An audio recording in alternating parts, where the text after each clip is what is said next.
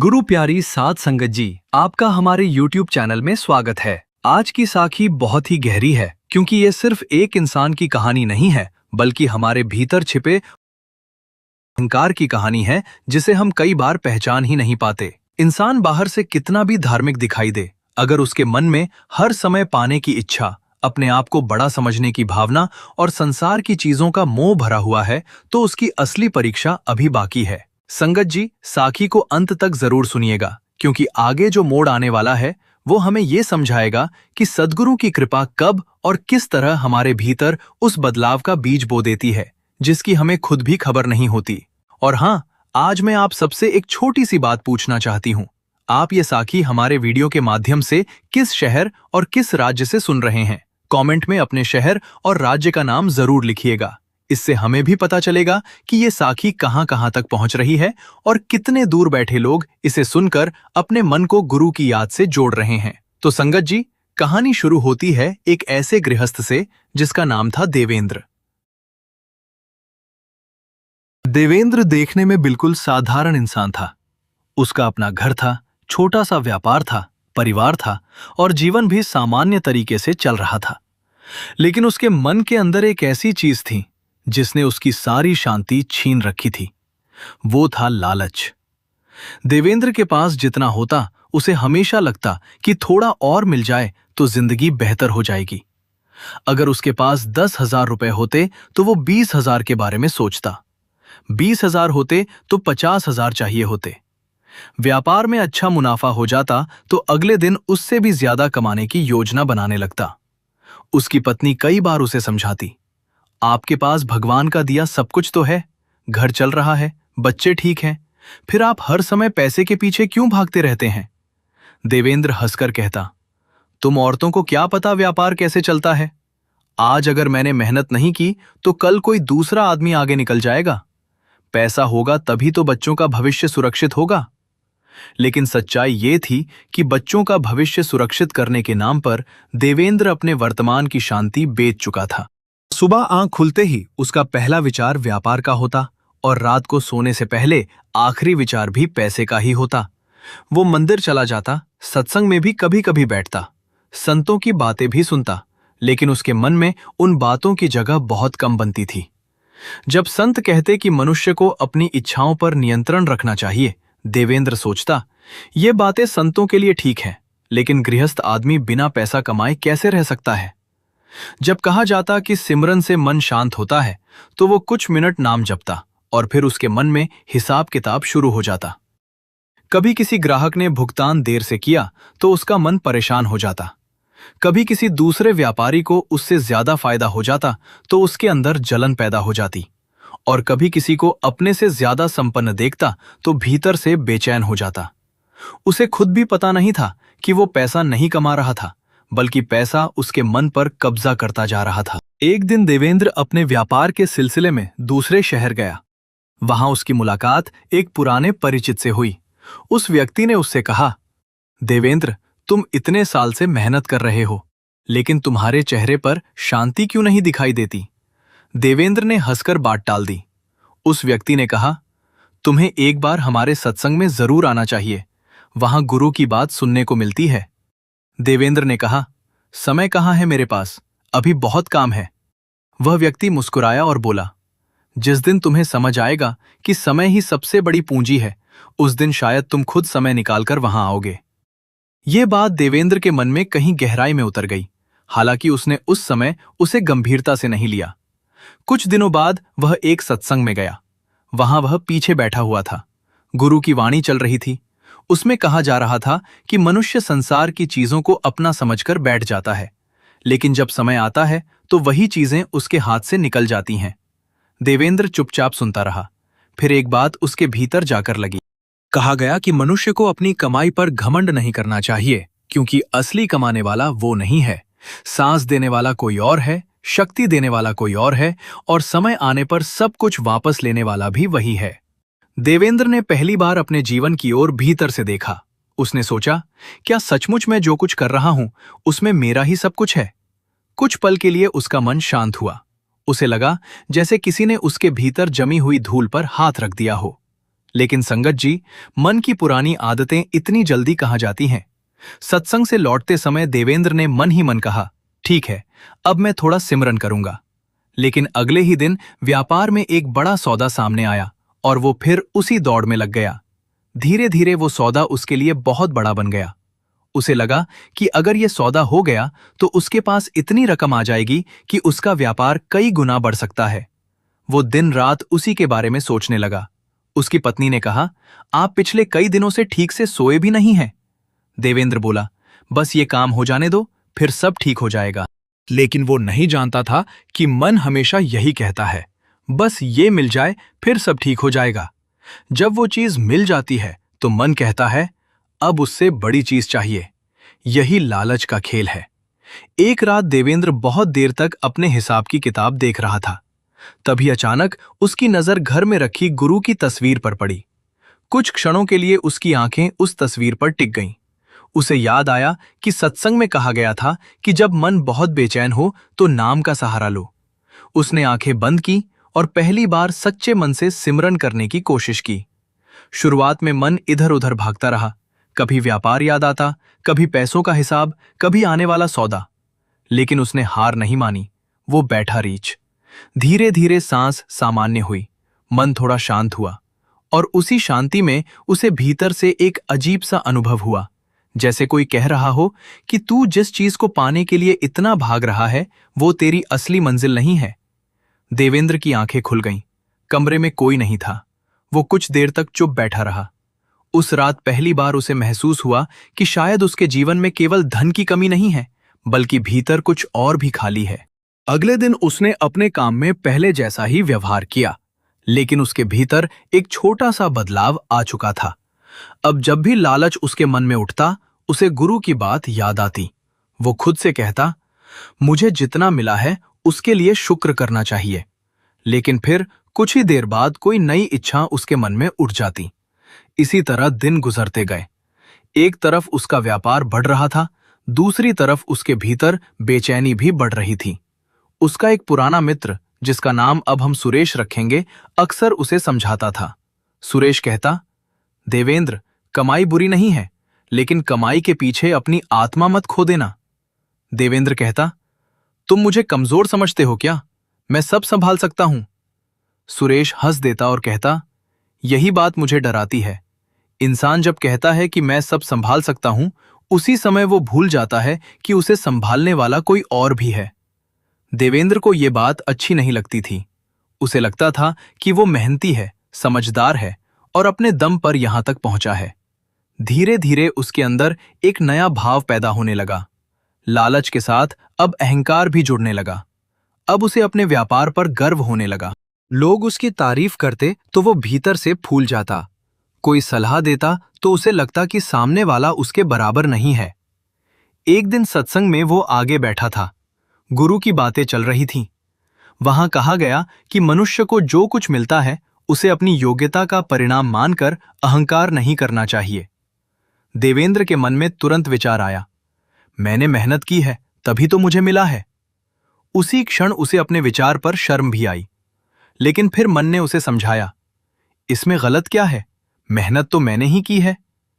यहीं से उसकी अगली परीक्षा शुरू हो चुकी थी। कुछ समय बाद उसके व्यापार में अचानक बहुत बड़ा फायदा हुआ।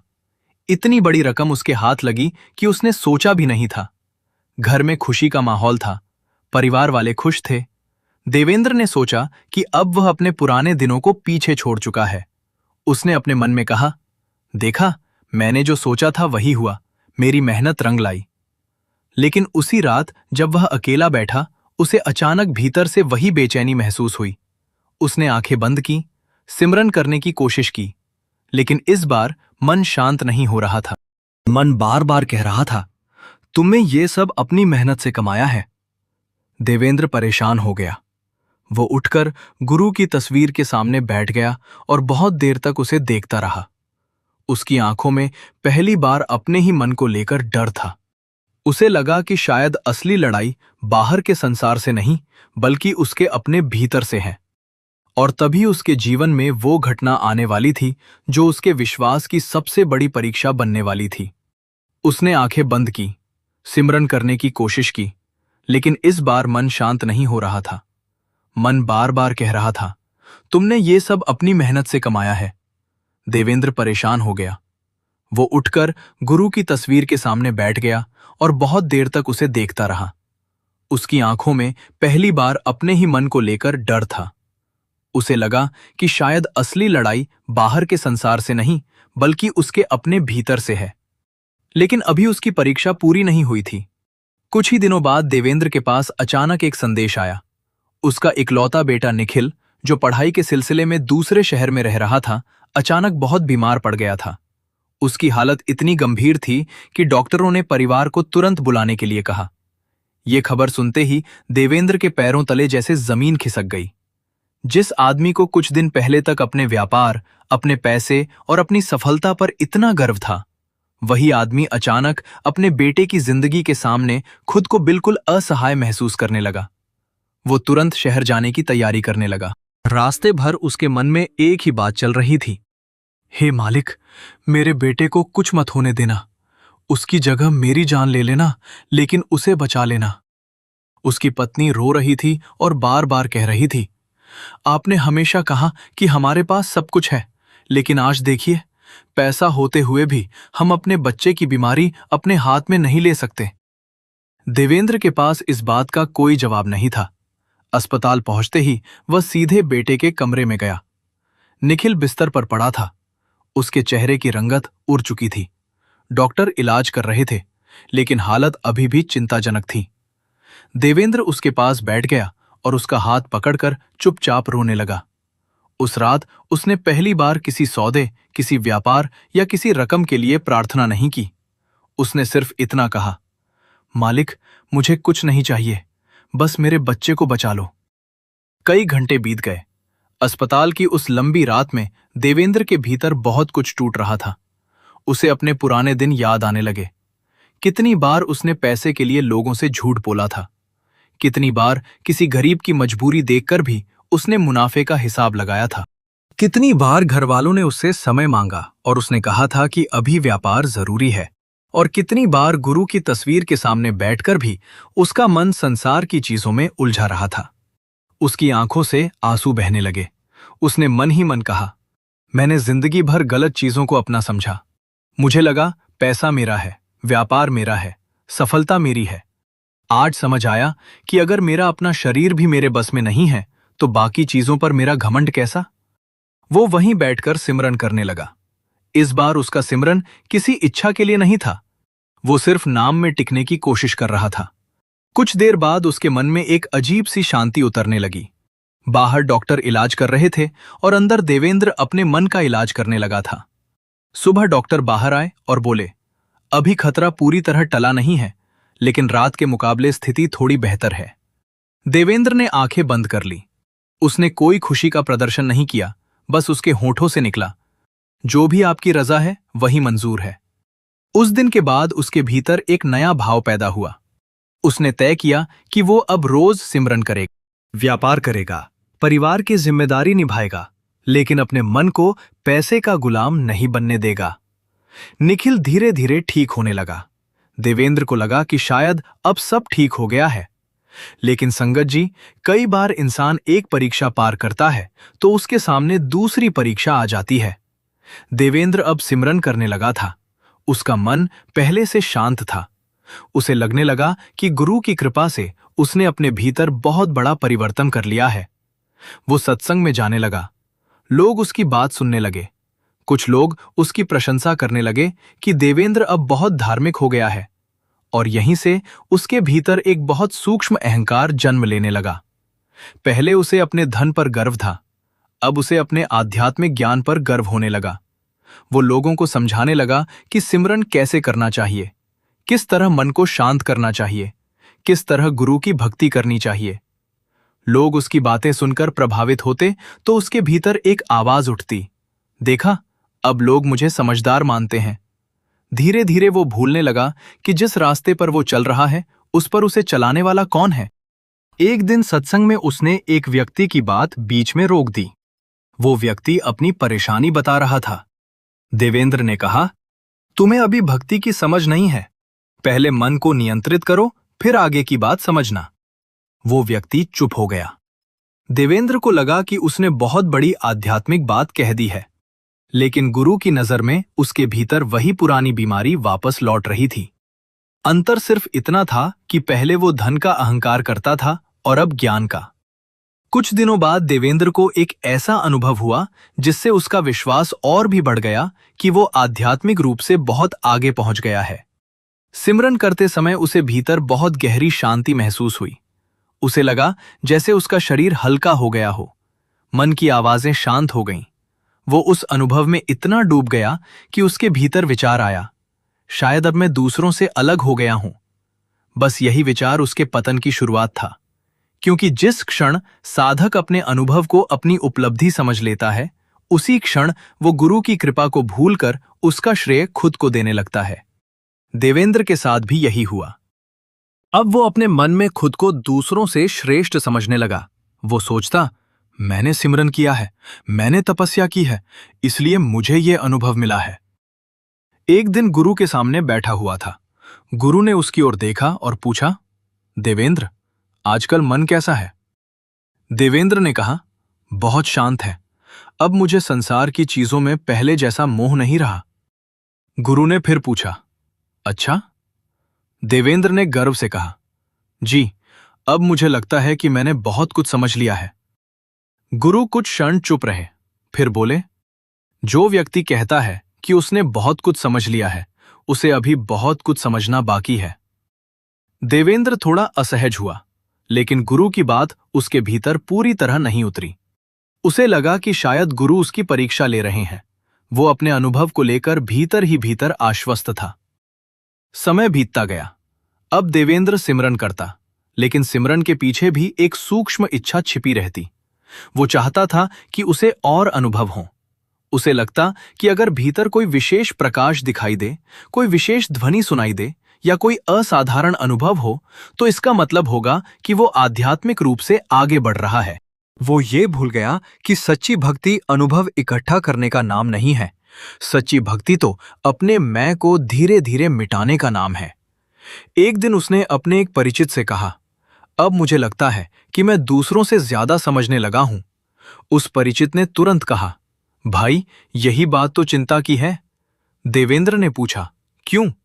वो बोला, क्योंकि पहले तुम्हें पैसे का अहंकार था, अब तुम्हें भक्ति का अहंकार हो गया है। देवेंद्र को ये बात बहुत बुरी लगी।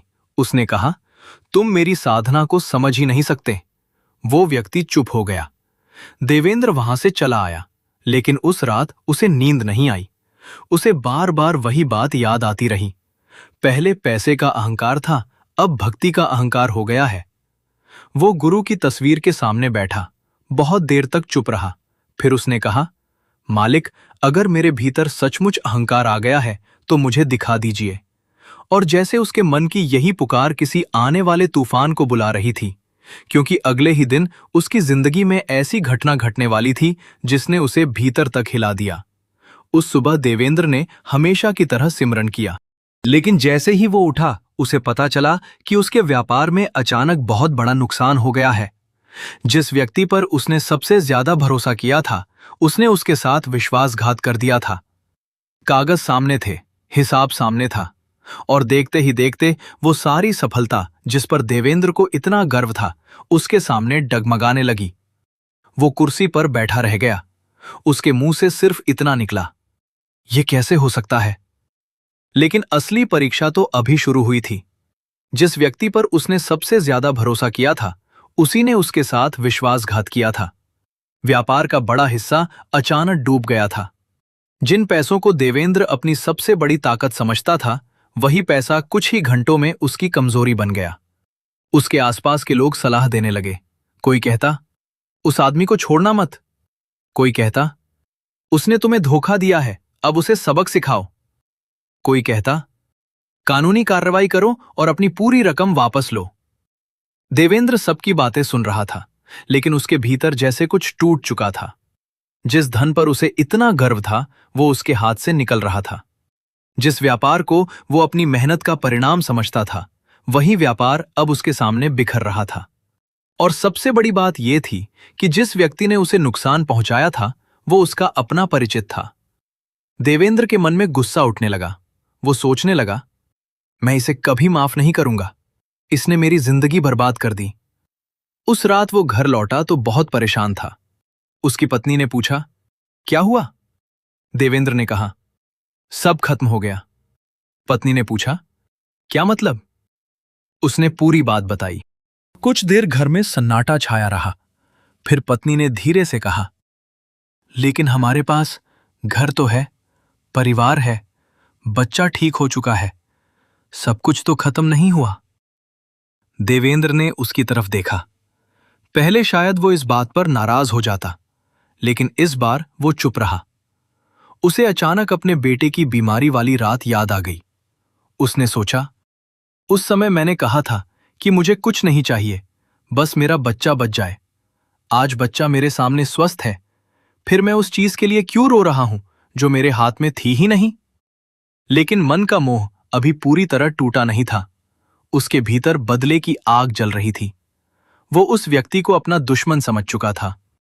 अगले दिन वो गुरु की तस्वीर के सामने बैठा। उसने आंखें बंद की, सिमरन शुरू किया।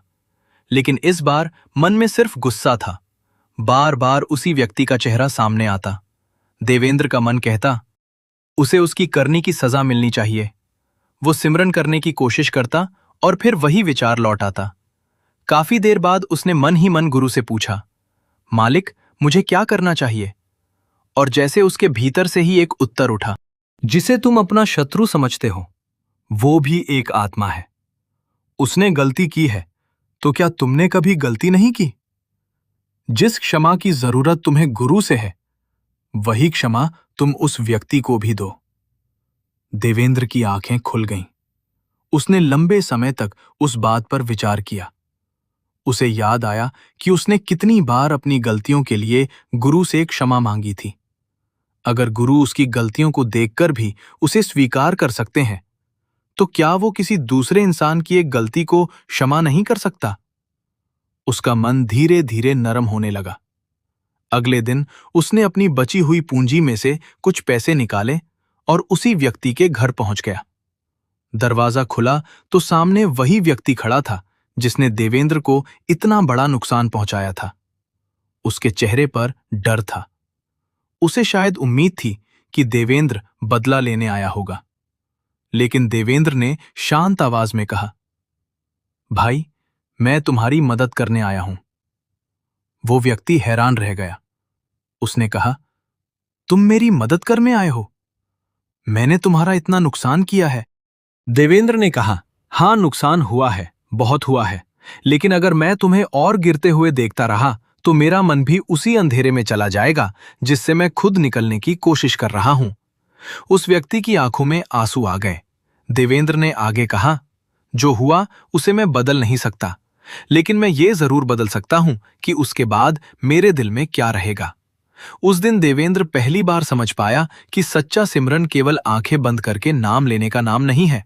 अगर सिमरन के बाद भी मन किसी के लिए नफरत से भरा रहे तो भीतर अभी बहुत सफाई बाकी है। उसने उस व्यक्ति की मदद की। घर लौटते समय देवेंद्र का मन बहुत हल्का था। उसे महसूस हुआ जैसे उसके कंधों से कोई भारी बोझ उतर गया हो। अब उसे व्यापार के नुकसान का उतना दुख नहीं था। उसे उन लोगों से भी पहले जैसा रंज नहीं रहा जिन्होंने उसे धोखा दिया था। उसके भीतर एक नई समझ पैदा हुई। जिस धन को वह सबसे मूल्यवान समझता था, वो तो कुछ ही समय में चला गया, लेकिन सिमरन, भजन और गुरु की याद, जिसे वह पहले सबसे कम महत्व देता था, वही अब उसे भीतर से संभाल रही थी। उसने नियमित रूप से सिमरन करना शुरू कर दिया। सुबह उठकर कुछ समय नाम में लगाता, दिन भर काम करता और रात को सोने से पहले गुरु को याद करता। धीरे धीरे उसके भीतर शांति बढ़ने लगी। एक दिन सिमरन करते हुए उसे इतनी गहरी शांति महसूस हुई कि उसे लगा जैसे शरीर और मन दोनों कुछ समय के लिए बिल्कुल शांत हो गए हैं। उसे भीतर एक अनहद नाद जैसा अनुभव हुआ। वह उस अनुभव में डूब गया। उसे लगा जैसे भीतर कोई प्रकाश जल उठा हो। उस दिन उसके मन में पहली बार यह भाव आया कि असली धन बाहर नहीं, भीतर है। लेकिन संगत जी, मन बहुत चालाक है। वह कभी लालच के रूप में आता है, कभी क्रोध के रूप में, और कभी धर्म और भक्ति के नाम पर भी अहंकार पैदा कर देता है। देवेंद्र के साथ भी यही होने वाला था।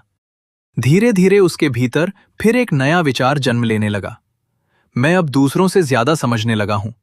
मैंने बहुत साधना कर ली है। मुझे अब वह अनुभव होने लगे हैं जो हर किसी को नहीं होते। और यही सोच उसके पुराने अहंकार का नया रूप थी। पहले उसे अपने धन पर गर्व था, अब उसे अपनी साधना पर गर्व होने लगा। वह लोगों को सिमरन की बातें समझाने लगा। कोई अपनी परेशानी बताता तो वो तुरंत उसे उपदेश देने लगता। एक दिन एक संगत ने उससे कहा, भाई, भक्ति में सबसे बड़ी बात नम्रता है। देवेंद्र ने कहा, मैं नम्र ही तो हूं। वो व्यक्ति चुप हो गया, लेकिन देवेंद्र को अपनी बात में कोई गलती दिखाई नहीं दी। कुछ दिनों बाद वो गुरु के सामने बैठा। गुरु ने उसकी ओर देखकर पूछा, देवेंद्र, आजकल तुम्हारा मन कैसा है? देवेंद्र ने कहा, बहुत शांत है। मुझे लगता है कि मैंने भक्ति को समझ लिया है। गुरु कुछ देर उसे देखते रहे, फिर बोले, जिसे लगता है कि उसने भक्ति को समझ लिया है, उसे अभी भक्ति समझनी बाकी है। देवेंद्र चुप हो गया। गुरु ने कहा, सिमरन इसलिए नहीं कि लोग तुम्हें साधक समझें। सिमरन इसलिए भी नहीं कि तुम्हें कोई विशेष अनुभव प्राप्त हो। सिमरन तो इसलिए है कि तुम्हारा मैं धीरे धीरे मिटे। देवेंद्र के चेहरे का रंग बदलने लगा। गुरु आगे बोले, अगर सिमरन के बाद तुम्हें अपने ऊपर गर्व होने लगे तो समझना कि मन ने भक्ति को भी अपने अहंकार का साधन बना लिया है। देवेंद्र की आंखों में आंसू आने लगे। उसे अपनी सारी बातें याद आने लगी।